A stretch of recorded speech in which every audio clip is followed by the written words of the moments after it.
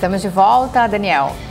Estamos de volta, né, Isa? E agora eu queria já começar esse segundo bloco do Morning News, só corrigindo uma informação aí que a gente já vai trazer direto aqui, que é o nosso entrevistado, que é o Luiz Fernando Baratio, ele que é professor de Direito Internacional da Universidade São Judas, não da FMU, como eu falei agora há pouco, antes de chamar o intervalo. Então, ele é professor de Direito Internacional da Universidade São Judas. Oi, Luiz Fernando, seja muito bem-vindo, bom dia para você. Bom dia, Isabela, bom dia, Daniel. Muito obrigado pelo convite para estar aqui hoje. A gente que agradece. A Isa começa aí fazendo pergunta para você. Obrigada, professor. Bom, eu queria começar, a gente falou agora há pouco, né? Não sei se você estava acompanhando aqui, a nota que a gente estava falando em relação a Erdogan, em que houve uma conversa entre os dois países, né, na verdade dos três países, Finlândia e Suécia, e a delegação da Turquia, né, aconteceu na semana passada, mas só foi divulgada ontem essa conversa, em que realmente a Turquia foi bem firme ao dizer que não vai abrir mão do não. Né, eles não vão aceitar realmente essa adesão. Alguns especialistas estavam até acreditando que seria ali uma barganha, uma tentativa de negociação ali, tem outros interesses por trás em relação a essa negativa da adesão desses países à OTAN, e que no final a Turquia acabaria cedendo. Porém, ele foi bastante firme aqui, Erdogan, dizendo que eles não, os países lá não estão sendo honestos nem sinceros em relação ali aos Kurdistão, ao partido que eles acusam que são terroristas que existem nesses países. E ele realmente afirmou que não vai concordar, não vai autorizar esses países a entrarem na OTAN. Eu queria entender, né, já que a gente já sabe ali os detalhes, né, da neutralidade desses países, vem falando muito em relação a isso, mas agora com essa afirmação mais contundente de Erdogan após esse encontro com essas duas delegações desses países, o que muda? Você acredita que realmente a Turquia vai se opor à entrada desses países à OTAN? O que tem por trás disso? Bom, vamos lá, Isabela. Bom, primeiro, quando nós falamos sobre a questão da Turquia na OTAN, nós precisamos entender que existem dois vetores aqui, um externo e um interno. Por enquanto, mais importante o interno, ou seja, é Erdogan buscando se qualificar perante a população turca, especialmente os seus eleitores. Né? Todas as dificuldades que nós estamos passando aqui no Brasil em relação à inflação, em relação aos desdobramentos da pandemia e agora com a guerra na Ucrânia, isso é um denominador comum em vários lugares do mundo. Né? Então, a Turquia também, o governo turco também responde perante a sua população pela boa ou má condução durante a pandemia. E agora houve uma enorme oportunidade para o governo turco, e vamos lembrar que a Turquia não é uma democracia liberal, enfim, se formos muito exigentes em relação a esse critério. É uma democracia iliberal ou efetivamente uma autocracia. Então, um regime de cunho autoritário. E diante disso, existe agora a oportunidade para o governo turco buscar um maior apoio, ou recuperar o apoio que perdeu durante a condução da pandemia. Então essa é uma enorme oportunidade, como vocês muito bem colocaram. Os países nórdicos são grandes hospedeiros de pessoas consideradas de oposição em relação ao governo de Istambul. Né? Não só Suécia, não só Finlândia, mas também, por exemplo, Noruega, Dinamarca, acabaram reconhecendo muitas vezes asilo, refúgio, né, a pessoas de diferentes linhas de oposição ao governo de Ankara. Né? Bom, ao mesmo tempo, temos também uma fonte externa. Na questão externa, nós temos a Turquia se colocando como uma potência que busca negociar a relação entre Rússia, por um lado, e o Ocidente, por outro. E nesse sentido, Erdogan, o governo de Ankara, vem há muito tempo se aproximando do governo de Moscou. E dificilmente, né, vai mudar essa posição, né, por conta deste evento. Muito pelo contrário, né, o governo de Ankara vem se mostrando um apoio importantíssimo para Moscou. E por isso é natural que crie obstáculos, né, em relação à possibilidade, né, inédita de participação de dois países que por muito tempo tiveram políticas de neutralidade vigorosas, especialmente a Finlândia, em relação à Rússia. Caso, professor, a entrada, por exemplo, da Suécia e da Finlândia na OTAN, o que vai significar aí para o mundo? O que muda nisso tudo? Bom, se nós tivermos a entrada, né, de Finlândia e de Suécia, primeiro que nós vamos ter uma fronteira terrestre muito grande com a Rússia, com tropas da OTAN, né? Mas o mais importante nisso tudo me parece o seguinte: a Rússia conseguiu, com a guerra na Ucrânia, aquilo que a política por décadas não tinha conseguido em relação a esses países, né? A Suécia tinha uma política centenária de neutralidade. É verdade que essa é uma neutralidade com certas aspas, afinal de contas, a Suécia tinha ali relações de cooperação com a OTAN. Além do mais, existem esforços coletivos no âmbito da União Europeia em matéria de segurança. Uma neutralidade um pouco mais vigorosa havia em relação à Finlândia. Mas a guerra na Ucrânia conseguiu mover a população desses países em direção a um apoio não só do fim da neutralidade, mas para a participação da OTAN. Isso é um marco. Se tomarmos as pesquisas de opinião pública em ambos os países, em 2019, não haveria uma indicação de um apoio popular para uma iniciativa deste tipo na política externa desses países. E nós precisamos entender que este é um movimento muito importante nesses países, e esse é um movimento muito importante para a população desses países, tá? É um tema de política externa, mas que afeta a política interna desses países. Então, a oscilação da opinião pública é impressionante, né? Movimentos menores, mas nessa direção também são percebidos, por exemplo, em relação à Áustria, em relação à Suíça, que também são países que possuem, por razões diferentes, né, a sua posição de neutralidade. Então, Moscou, com a guerra na Ucrânia, conseguiu fazer uma movimentação, né, que era impensável, né, que não era cogitada há poucos meses antes, né? Eu sempre gosto de lembrar, em dezembro de 2021, Macron, agora reeleito, dizia que a OTAN estava em uma situação de morte cerebral. Em março de 2022, ele afirmava a importância do Pacto Transatlântico. Então, essa é uma consequência não imaginada por Moscou, que agora mostra os seus frutos, né? A Suécia e a Finlândia entrarem amanhã, no final do ano ou ano que vem, enfim, isso não é tão relevante. O que é relevante é este movimento, né, de alinhamento entre Bruxelas, pensando aqui na configuração da União Europeia, com Washington DC, dentro de um pacto que estava sendo questionado.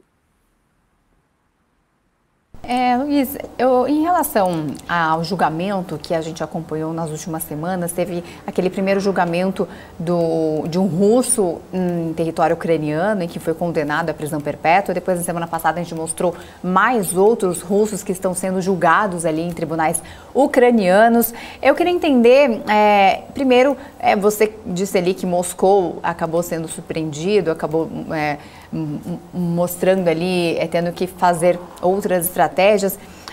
Isso surpreende Moscou também, ter seus soldados sendo condenados em território ucraniano? Isso fazia parte apenas do lado russo, em que eles conseguiam mostrar sua força maior? Isso acaba surpreendendo Moscou? E também o que isso representa, essas prisões, essas condenações em território ucraniano, o que representa? É muito simbólico, né? Sem dúvida, Isabela, você usou uma expressão muito feliz, né? Agora nós também temos um fronte de legitimidade que se busca aqui, né? E esses julgamentos, ou seja, o poder judiciário ucraniano, né, processando, julgando e eventualmente condenando esses soldados russos por crimes de guerra, crimes contra a humanidade e outros tipos de crime, né?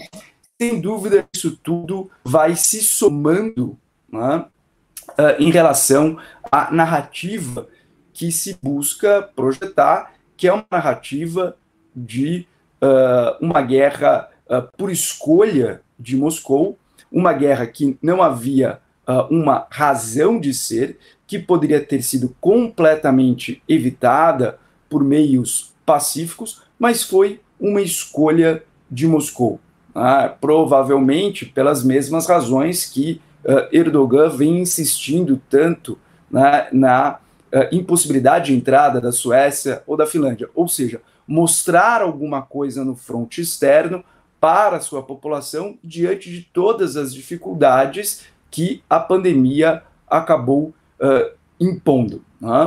E sem dúvida, a Rússia não esperava ter um número razoável de seus combatentes sendo julgados, sendo expostos por tribunais estrangeiros. Provavelmente nós veremos alguma coisa parecida com combatentes ucranianos capturados pelas forças russas. Mas o mais relevante é que nós temos um país como a Ucrânia, que tem uma boa parte do seu território ocupado, que está enfrentando, claro, com um apoio logístico, com um apoio de material muito importante, mas que está ali, um país enfrentando sozinho uma grande potência militar e que, ao mesmo tempo, tem a possibilidade de organizar este tipo de julgamento. Se imaginaria que há 3 meses do conflito, não só esse conflito já estivesse terminado, mas Kiev tivesse sido tomada, o governo de Zelensky tivesse sido derrubado, substituído por outro, e agora o que nós veríamos seriam tropas russas tentando administrar esse território depois do conflito, e não é nem um pouco o que nós estamos presenciando. Legal. Professor, eu queria tirar uma dúvida com o senhor a respeito da questão de escoamento de grãos que a gente está tendo com problemas na Ucrânia. A gente vê que a Rússia está dificultando essa situação. O mundo está tendo problemas já em alguns lugares pela falta de algumas culturas que são distribuídas pela Ucrânia. Alguns países estão limitando já algumas situações, como por exemplo o trigo. Se eu não me engano, a Índia já está dificultando essa questão. Você acredita que a gente vai ter aí um problema de abastecimento mundial? Daniel, muito bem colocado. Sem dúvida nós teremos um problema de abastecimento mundial. Vamos lembrar o seguinte: primeiro, Ucrânia e Rússia possuem juntas um pouco mais de 1/4 da produção de trigo, e isso só trigo. E quando nós falamos dessa situação, não é apenas a dificuldade em relação ao escoamento do trigo da Ucrânia, mas também o trigo da Rússia. Por quê? Mesmo que esta produção de alimentos da Rússia não seja necessariamente objeto de embargos econômicos, mas os embargos que afetam todo o sistema financeiro internacional acabam repercutindo, né, no comércio internacional. Ou seja, os agricultores russos não conseguem receber os valores das suas vendas, das suas exportações, não conseguem ter acesso ao sistema de garantias, ao sistema de crédito do comércio internacional. Então, esses dois celeiros importantes, né, estão aí com dificuldades para, né, escoar a sua produção. E você colocou um ponto muito relevante. Existe uma forte correlação entre abastecimento de alimentos com insurgências, revoltas e instabilidade política, né? Mesmo no século XXI nós vimos isso. Em 2011, por exemplo, no contexto da chamada Primavera Árabe, parte da situação que justificou este movimento foi um aumento do preço dos alimentos. Vamos lembrar que Oriente Médio e África dependem muito da produção de alimentos vindos da Ucrânia e da Rússia. A África está já em uma situação de elevadíssima instabilidade. E vamos notar que nós temos aqui uma tempestade perfeita há muito tempo. Não só nós temos todas as consequências da pandemia, não só nós temos as consequências também da política de Covid-0 da China, que há pouco vocês mencionavam aqui em relação à cidade de Xangai, e nós temos agora a guerra na Ucrânia. Então nós temos, além, claro, né, de todos os efeitos das mudanças climáticas, então nós temos uma sobreposição de situações que levam à instabilidade e à insegurança alimentar.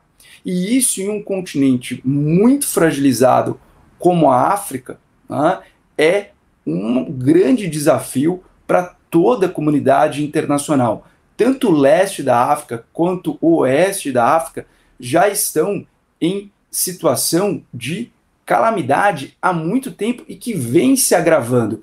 Isso acaba, de certa forma, levando a aumento de intensidade de conflitos internos, eventualmente conflitos internacionais. Nós temos uma situação muito delicada, por exemplo, na Etiópia, na África, nós temos uma situação muito delicada no Iêmen, no Oriente Médio, e nós estamos falando de países que dependem bastante dessa produção. E vamos lembrar que no caso do trigo, agora no mês de junho e no mês de julho, nós temos as colheitas do trigo de inverno, ou seja, aquele trigo que foi plantado no outono, no verão da Europa, né, e que vai agora ser colhido, né, e que seria agora distribuído. Então, havia toda uma expectativa de que parte desta produção pudesse ser escoada. E se isso não for realizado, nós vamos ter um efeito em cascata. Você muito bem colocou a questão da Índia.